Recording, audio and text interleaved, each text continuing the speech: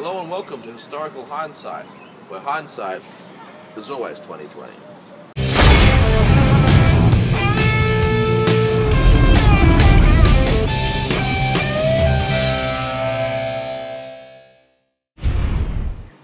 I'm your host, Boyd Telford.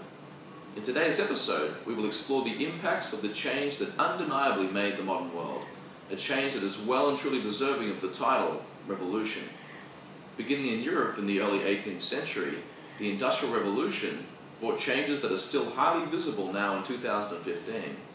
While the causes of this revolution took the form of innovations and inventions that gradually changed the lives of millions, it only took about one lifetime for Europe to completely transform itself from a continent where almost 90% of the population was employed in agriculture to the industrial, economic and military powerhouse of the world. Let's take a look at some of those factors in more detail now.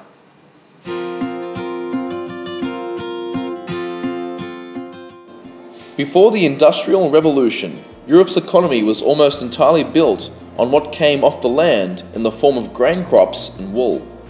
England's peasant classes were the producers of all the country's wealth. Economic and political movements such as the closing of the commons and the integration of the four-field system meant that life on the farm was becoming increasingly difficult. At the same time, the revolution caused by the invention of steam-powered machines meant that traditional sources of power, such as wind, water and livestock, were becoming redundant. This caused the common people to seek out other ways to make a living. Of course, now that many cities in Europe were churning out thousands of tons of new products, they needed a consistent supply of labourers to work the machines in the factories. This led to the rise of the working and middle classes. Living and working conditions for the working classes were not ideal. To earn their wage, they often worked very long shifts for only just enough money to survive. Those who could not earn a wage due to unemployment often became thieves, leading to a massive increase in urban crime. Living conditions were cramped and miserable, and cities like London became fertile ground for diseases like cholera. In the meantime, the factory owners, the capitalist middle classes that is, were growing very rich off the money that the production boom was making.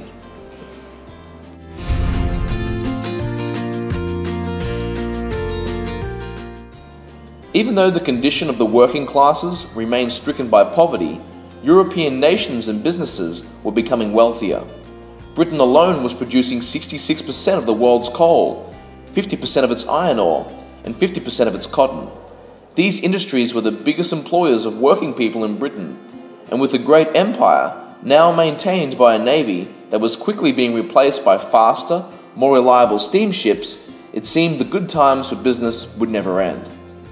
Motivated by profits, innovators used steam power to invent new forms of transportation to make the transport of goods even more efficient, such as the steam train and early forms of the steam-powered horse and cart.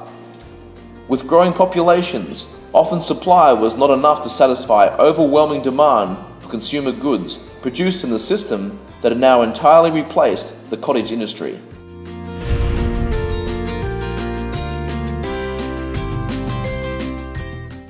In light of these rapid changes, people looked to their governments to help them cope. Laws and political processes needed to change if the Industrial Revolution was to bring the progress it promised. As mentioned before, crime was endemic due to poor social conditions.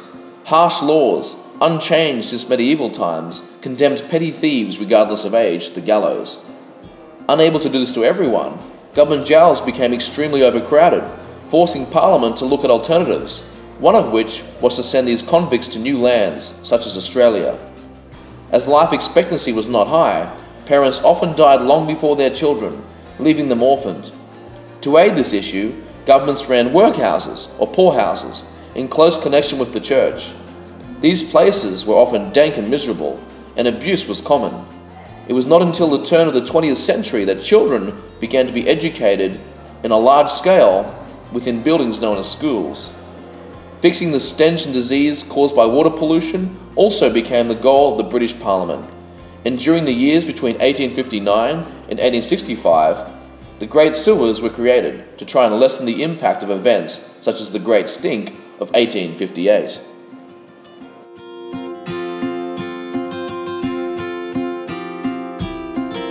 For this part of the program, we're going to be interviewing environmental expert, Dr. Gary Glanz.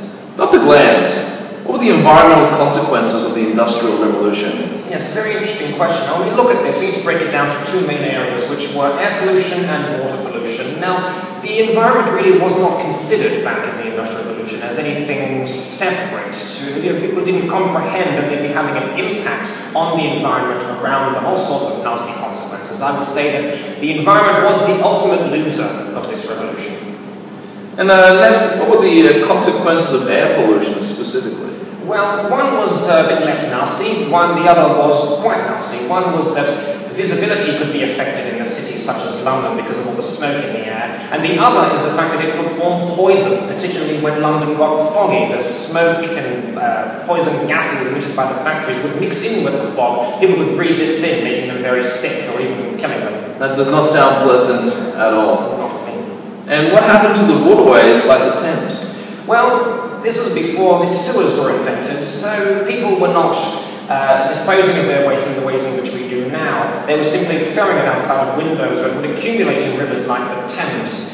And it would have been a horrible smell. It would have just been completely covered in human effluent and factory waste. What a time to be alive. Lastly, Dr. Glanz, what's the relationship between water pollution and epidemics like cholera? Yes, cholera is a nasty disease which you get if human effluent has been mixed in with the water supply and you are unfortunate enough to drink it.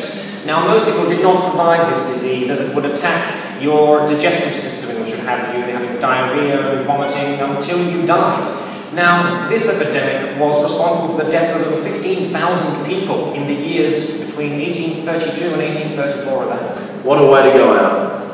Now, stay with us as we look at the historical impacts of the Industrial Revolution. Thank you, Dr. Glanz, for coming on the show today. Not tomorrow. Now, another thing with the Industrial Revolution.